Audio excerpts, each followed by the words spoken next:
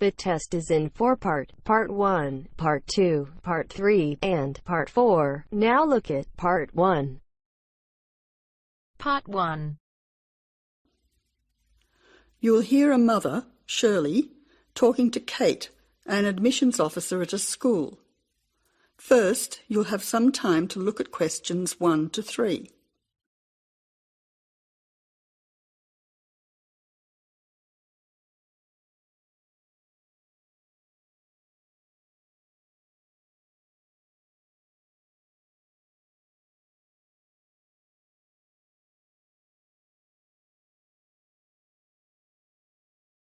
Now listen carefully and answer questions 1 to 3. Good morning. You must be Shirley Peters. My name's Kate. Yes, hello. I'm Shirley Peters. Nice to meet you. You have a 10 o'clock appointment with us. That's right. I'm supposed to go to the admissions office. Is that here? Yes, it is. Please take a seat as I have several forms for you to fill in to enable you to enrol your son at this school. We have a form for your name, address and so on, one for the health of your son, and one for him to choose extra subjects to join in. Thank you. Now, firstly, this form is just so we have a record of your son's personal details. Can you fill it in for me? Yes, I'll do that now.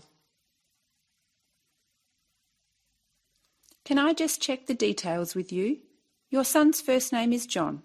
No, that's his middle name after his father, Richard John. My son's name is Colwyn.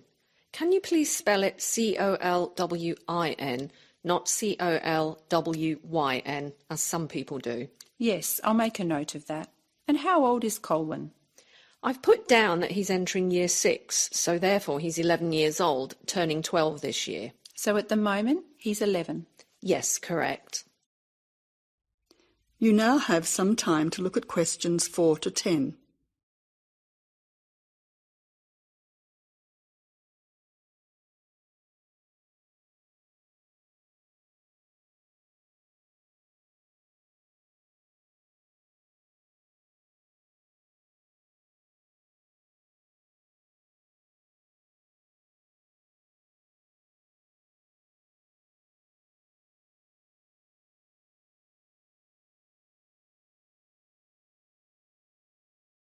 Now answer questions 4 to 10. Let's move on to your address. Do you live at 7 Watley Crescent, Mount Lawley? Yes, that's right. The street is spelt Whatley Crescent in Mount Lawley. Yes, I can see you've written that. Which phone number is best to contact you on? Well, I'm out and about doing things during the day, so probably my mobile rather than the home number. So that's 041 3325 888. Yes, 041 3325 888. Secondly, can you complete this form regarding your son's health? Yes, I'll do it for you now. Thank you. Now, can I go through the more important areas of this form with you to make sure our information is accurate? Yes, of course. Is your son taking any medication at the moment that the teachers will need to be aware of? Yes, he has asthma, so he will be carrying his puffer in his school bag. So he has a puffer. Is he allergic to anything? Yes, peanuts. Actually, he should avoid all types of nuts. That's okay, because we have a policy of not having any nuts in our school. Is there anything else that you think we should be aware of? As I've written down, he also wears glasses, which he needs to keep on all the time. I'll highlight that section on the form so his teacher will know about his glasses. Finally, this school has a wide range of interesting subjects that your son can participate in. Could you mark on this form what your son would like to do? Yes, certainly. Here you are. Firstly, it seems your son is particularly interested in football, so I'll make a note of that. Secondly, with regard to music, would you like him to start learning the piano in music class? Yes, that would be fantastic. Now, turning to art, I'll let his art teacher know that he likes drawing cartoons. Wonderful. Finally, let's look at languages now. Did you know that Mandarin was actually only started at the school this year? Really? Well, I think Chinese would be the most useful, even though my son's friends have already been learning Indonesian and Italian. Well, now we have all the information we require about your son. We hope he enjoys himself at our school. I'm sure he will. That is the end of part 1. You now have half a minute to check your answers.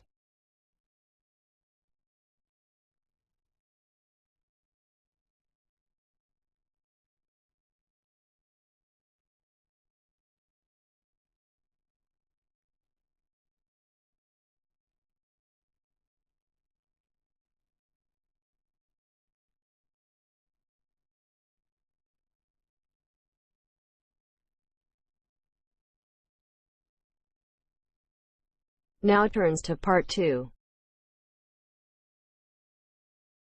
Part 2. You'll hear a TV program on an organisation of environment protection. First, you have some time to look at questions 11 to 15.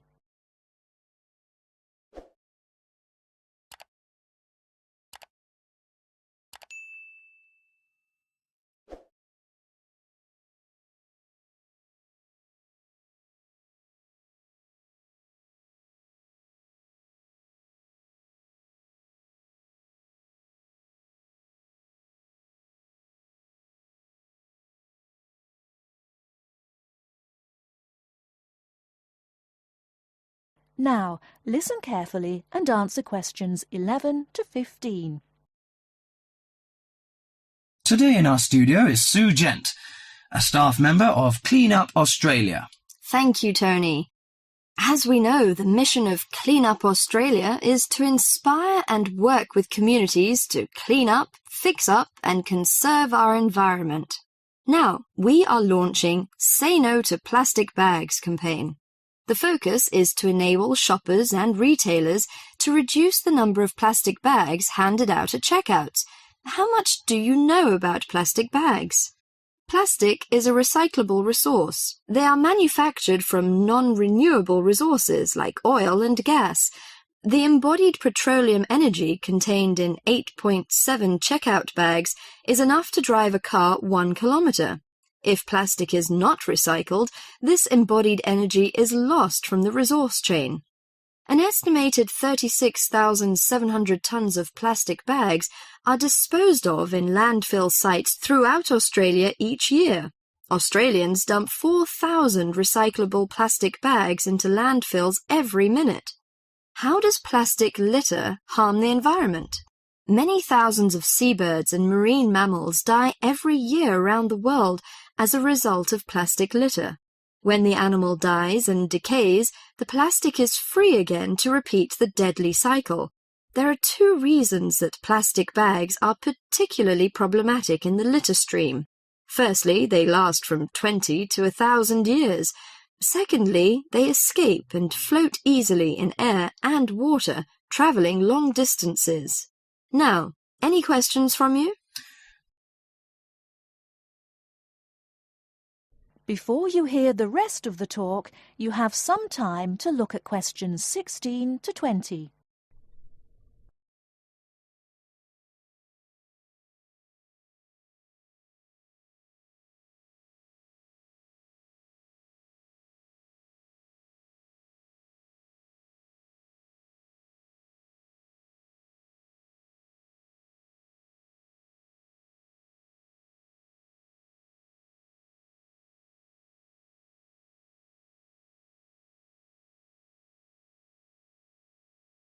Now listen and answer questions 16 to 20. How can I help reduce the number of plastic bags used? In addition to saying no to plastic bags at supermarkets, you can help reduce plastic bags at convenience stores and takeaway food shops. These retailers account for 47% of single-use plastic shopping bags. You can help in the following ways. For example, you can keep a reusable bag in your car or handbag to use for unexpected purchases. Besides, if you have placed a big order at a takeaway store, ask for the food to be packed in a cardboard box that can later be recycled. Could you tell me where I can recycle my plastic bags? Well, most larger supermarkets and local Stockland shopping centres have recycling facilities available. Remember to turn bags inside out and remove any receipts and food scraps before recycling. Contamination can cause problems in production and prevent recycled plastic from being used. What happens to recycled plastic bags? Plastic bags are recycled to make garden furniture, garden sleepers, flower pots, and new plastic bags. Should I use biodegradable plastic bags? A biodegradable product is one that breaks down safely, by biological means, into the raw materials of nature and disappears into the environment. There is currently no Australian standard for biodegradable plastic bags. This means there is no guarantee that bags will completely break down, as claimed by their manufacturer. Until an Australian standard has been developed and these bags have been tested, Clean Up Australia cannot recommend using plastic bags that claim to be biodegradable. Overall, do our best to refuse, reduce, and reuse plastic bags whenever possible. If you throw plastic bags away, tie them in a knot. This limits the chance that they'll blow out of a bin or blow away in landfills. By following a few simple steps, we can stop plastic bags from blocking our drains and creeks, injuring our precious marine life, and harming our wildlife. That is the end of part 2. You now have half a minute to check your answers.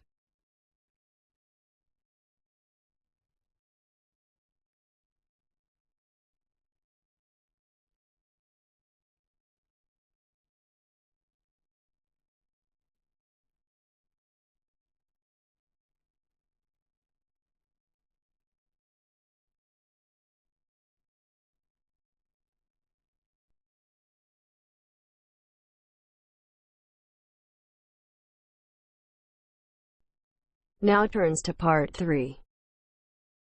Part 3. You will hear a talk given by Kate Tomerlin on the history of technology. First, look at questions 21 to 23.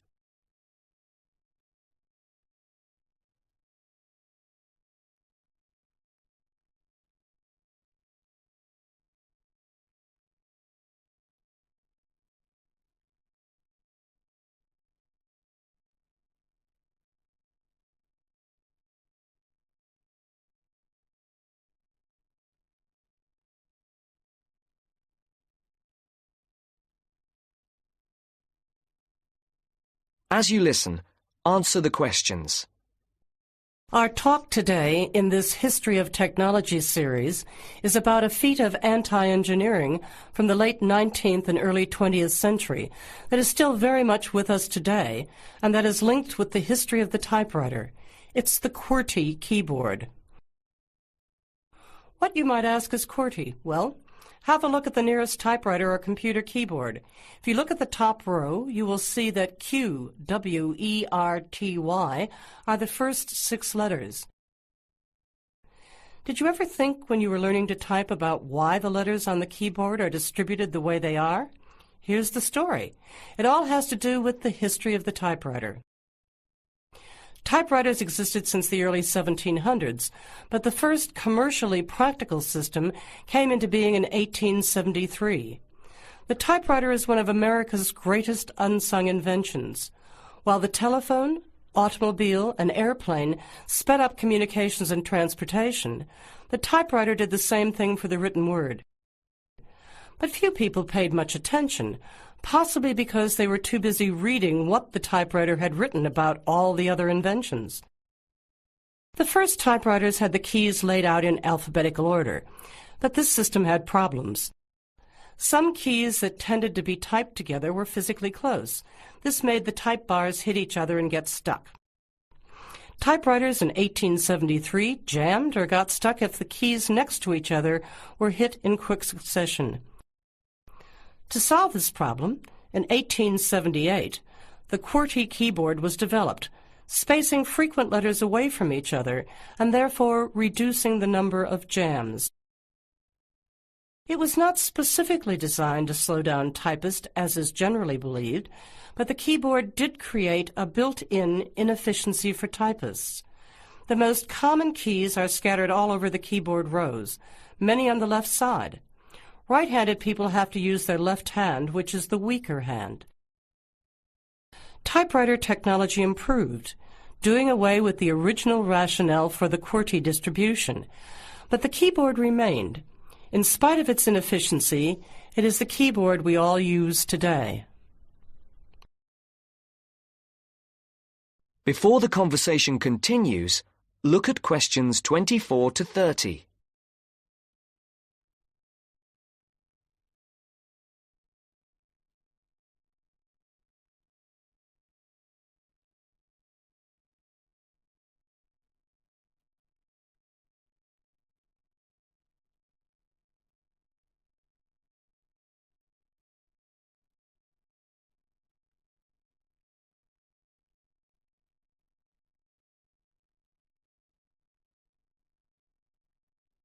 Now listen to the second part of the discussion. Already back in 1932, there was a solution to the problem. Efficiency expert August Dvorak came up with a new keyboard layout.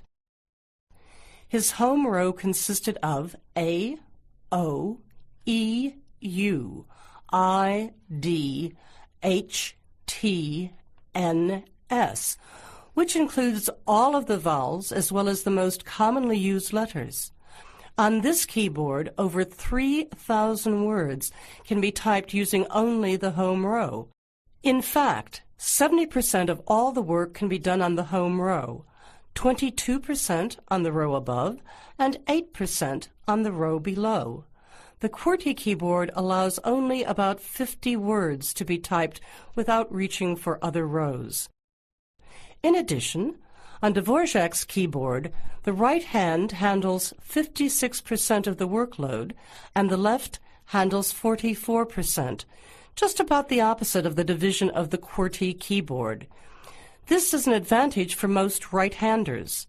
The Dvorak keyboard increased accuracy in typing by almost 50% and speed by 15 to 20%.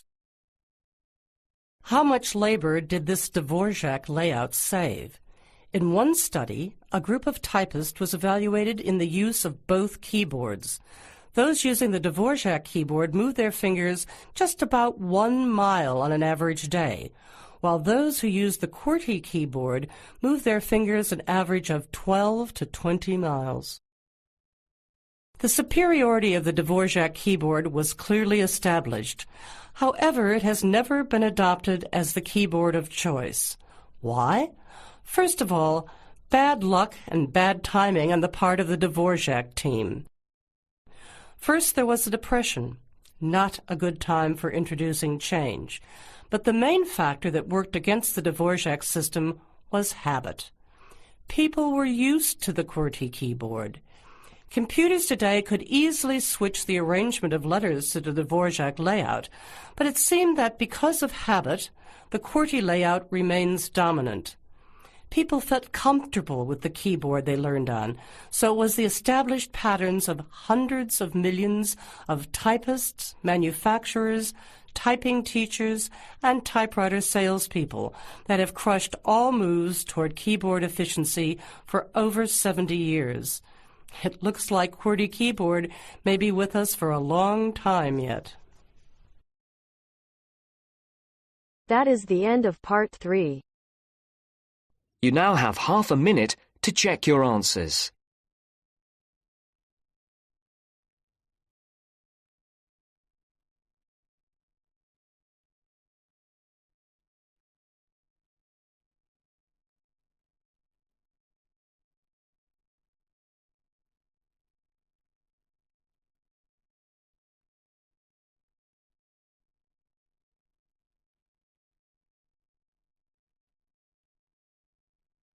Now turns to part 4.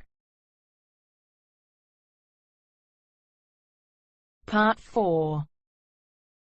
First, you have some time to look at questions 31 to 40.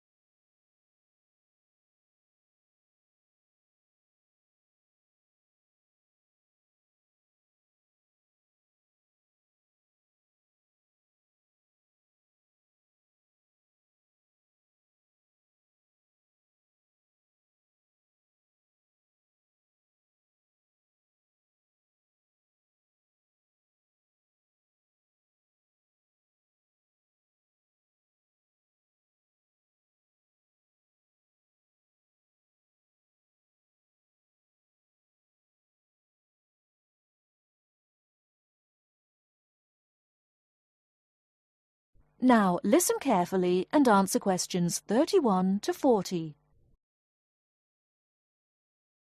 The word thesaurus comes from Greek and means treasure house. So, to tell us more about Roget's thesaurus is linguist Dr. Cindy Channer. Now then, Cindy, we know Roget classified the English language. Well, the 150th edition has just come out. It sold 32 million copies. Yes, that's right, 32 million. What is it? Roget's thesaurus. Now, Roget's thesaurus is a type of dictionary in which words with similar meanings are grouped together. The word thesaurus comes from Greek and means treasure house. So, to tell us more about Roget's thesaurus is linguist Dr. Cindy Channer.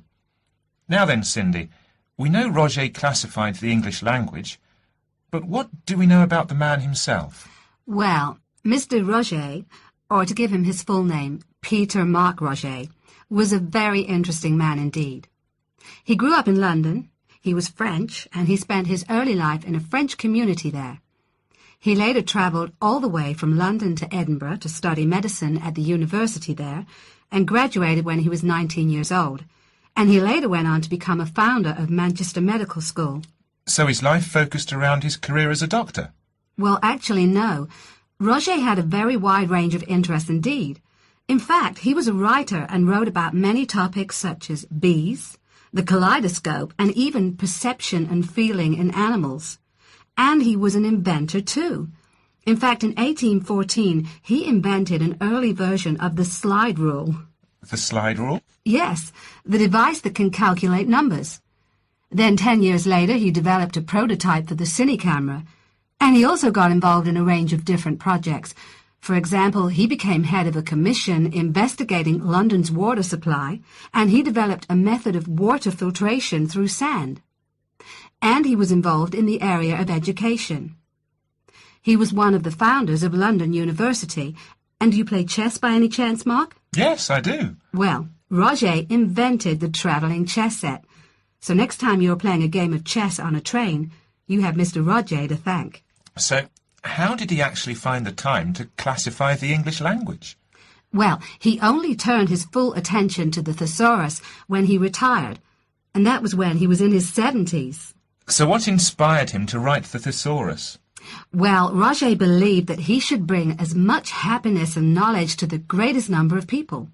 So, during his career as a doctor, he gave free treatment to patients who couldn't afford to pay. We also know that he set up a clinic to help poor people to recover from operations and serious illnesses. Basically, he wrote the thesaurus to help people learn. He aimed to help those who needed practice in writing. He believed that writing skills would help people become more independent and lead happier lives. How popular is the thesaurus today? Well, it was first published in 1852 and it has never been out of print since. In fact, the book has become more popular with each edition that comes out. The invention of the crossword puzzle in 1913 certainly helped to increase the sales figures, though. I think the main reason why it is so popular is that it's thematic.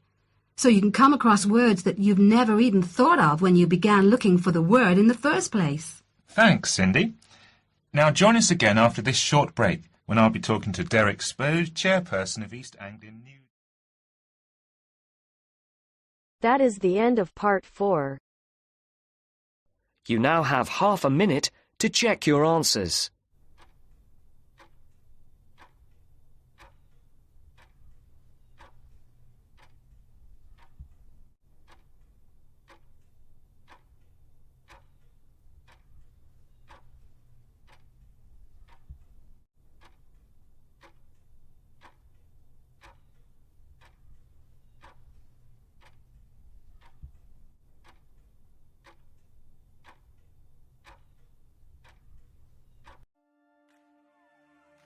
That is the end of the listening test. In the IELTS test, you will now have 10 minutes to transfer your answers to the answer sheet.